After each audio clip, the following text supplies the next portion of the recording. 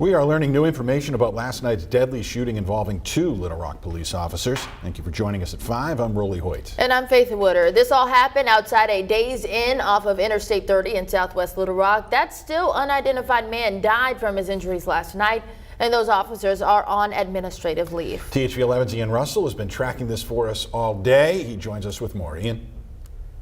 Yeah, really, Faith, there's still a lot of questions that need answered in this, many of which we likely won't get until LRPD releases its report on this situation. But this morning's briefing was a chance to learn a little bit more about the timeline of events that led to that man being shot by officers. It's quiet outside this Days Inn. Only the sound of the highway to break up the silence. But just 24 hours ago, and it was a different story. LRPD officers shot and killed a man here Monday afternoon. Tuesday morning, they offered some insight into what happened. Just want to provide a brief kind of statement on yesterday's officer-involved shooting that we had. LRPD Chief Heath Helton says 2 calls were made to dispatch around 3 p.m. Monday afternoon, saying shots had been fired near the Days Inn off Interstate 30.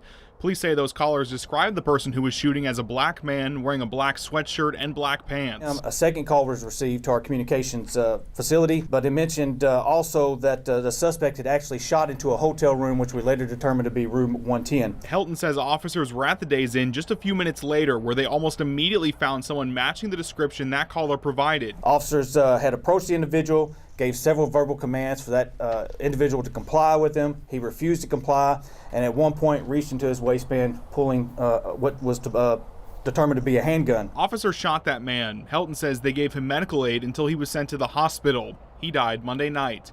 Helton answered some questions about what happened, but wasn't able to disclose how the situation escalated to those officers firing their weapons. You said when they got there, officers saw him reach into his waistband. Is there any sort of video evidence to back up him pointing the weapon at them? We're analyzing all of our body cam footage and then hotel footage as well.